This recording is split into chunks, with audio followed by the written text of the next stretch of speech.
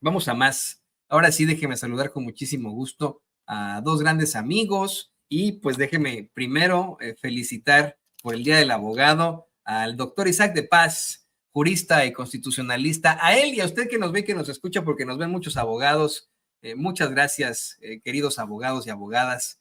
Muchas gracias y muchas felicidades. Y a usted, no, usted que digo, a ti, querido doctor Isaac de Paz, te mando un abrazo. Me da mucho gusto que pues continúes aquí como parte de nuestros colaboradores. Te lo agradecemos y te mandamos nuestra felicitación hoy en el Día de los Abogados. Muchísimas gracias, querido Toño y querida audiencia de Sin Censura, por felicitarnos a quienes ejercemos el derecho. Y bueno, pues buen día, todavía a un minutito del mediodía en el centro de México. Muchas gracias, Toño, aquí listos. Así es, a un minutito. Y bueno, pues si hablamos también de los que abogan por causas justas, también tenemos que saludar y felicitar al buen Francisco Cruz, periodista y escritor. Querido Paco, también bienvenido a esta mesa de análisis. ¿Cómo estás? ¿Cómo estás, querido Paco? Toño, ¿cómo estás? Pues sí, solamente abogo por eso, pero un abrazote para el licenciado Isaac de Paz. Así que aquí estamos, Toño, aquí estamos en fin de semana y listos, Toño. Muchas gracias. Pues vamos a darle qué les parece la información que tenemos hasta el momento. Ya se ha puesto muy acalorado el debate en cuanto a la reforma judicial, de la cual, bueno, pues, y de lo cual es experto el doctor Isaac de Paz. Pero, ¿qué les parece que comenzamos precisamente con eso, con lo que nos platicaba el buen Ricardo Sevilla sobre los abusos, los diálogos que se están dando en estos momentos rumbo a la reforma judicial?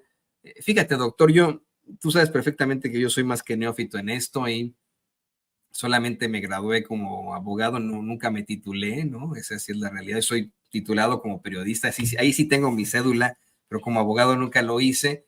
Y en las prácticas muy sencillas, humildes que llegué a realizar, nunca me tocó ni siquiera en un juicio oral, no sé por qué, no sé si eso exista, que algún juez, algún impartidor de justicia tuviera ahí un mazo como acá en Estados Unidos, ni nada. Me llama mucho la atención que tengan este tipo de estructuras en el Poder Judicial, en la Suprema Corte de Justicia de la Nación, ver que tienen hasta tiendas virtuales para vender parafernalia de la Suprema Corte, a pesar de la gran cantidad de dinero que obtienen, de todas las prebendas que tienen, de sus fideicomisos, de todos los privilegios, aparte de todo, tienen una tienda virtual, eso en la Suprema Corte, en el Tribunal Electoral del Poder Judicial de la Federación, hasta un taller mecánico para los empleados tienen ahí en el Tribunal Electoral, y ni se diga tantas cosas. Esto mientras se da ese análisis, ese diálogo rumbo a la reforma judicial, pero hoy lo que ha quedado más que claro es que la reforma judicial, doctor, va porque va. Tenemos a una ministra presidenta que ha exigido que participen en estos diálogos la doctora Claudia Sheinbaum y el presidente López Obrador, a la que han balpateado una y otra vez. Y lo que repiten los diputados morenistas y sus aliados que asisten a estos foros es que sí, pues los están escuchando lo que ellos quieran, pero la reforma va, doctor. Pues sí, mi querido Toño, la reforma es un hecho y creo que de entrada los foros me parecen insuficientes y de repente la discusión es muy parroquial. A veces pareciera ver a un grupo de abogadas, de abogados, de ambos bandos, ya muy ensimismados en sus discursos y en sus narrativas y sin analizar cuestiones de fondo que yo considero oportuno describir, criticar y de construir en este proceso de diálogo legislativo. Pero bueno, es un esfuerzo también del Poder Legislativo para socializar la reforma.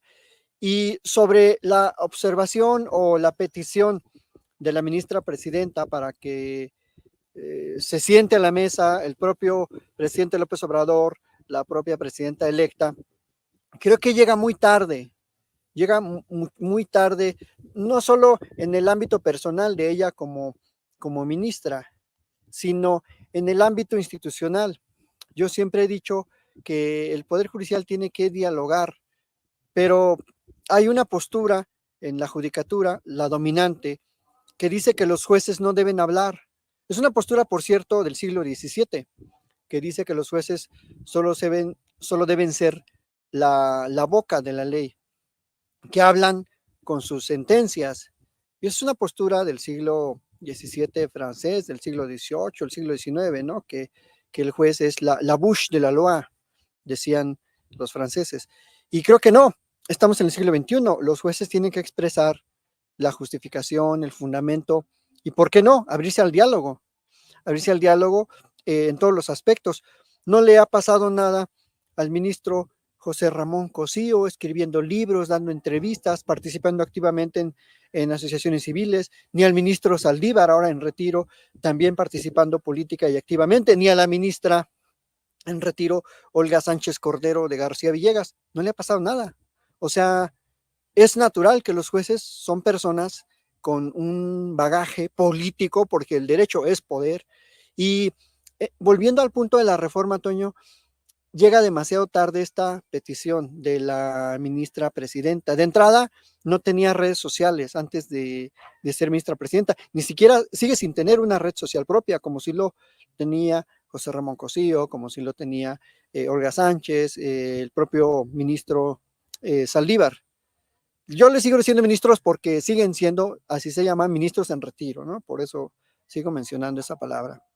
Entonces, creo que llega demasiado tarde y hubo un momento en que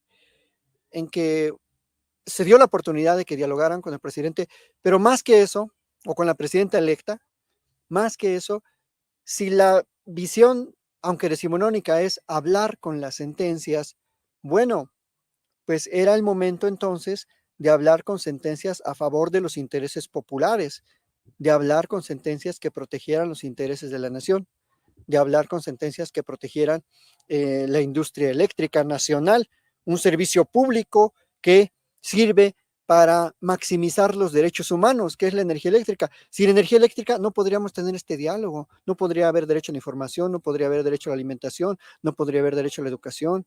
Y bueno, la energía eléctrica es algo sumamente relevante y ese fue el punto ya que destruyó esa capacidad de diálogo que pudiera haber existido entre la Corte y el Ejecutivo, porque eso fue ya un divorcio absoluto de los intereses populares, el invalidar de la forma tan inconstitucional como lo hicieron. La ley de la industria eléctrica ya fue pues como el acabose. Pero bueno, todo eso ha tenido también una historia previa de diversos juicios, de diversos rechazos, de diversas negativas, en diversos y distintos procesos constitucionales. No es nada más este amparo, han sido muchos otros procesos constitucionales que si la gente, perdón por el comercial, tiene tiempo de ir a mi canal, ahí he estado analizando el por qué se ha llegado al encono entre particularmente el presidente y la Suprema Corte. Y un poco también con el Poder Judicial, ¿no? Que es el todo que ahora se está queriendo reformar. Y bueno, hasta aquí dejaría esta primera intervención para escuchar al maestro Paco Cruz, Toño.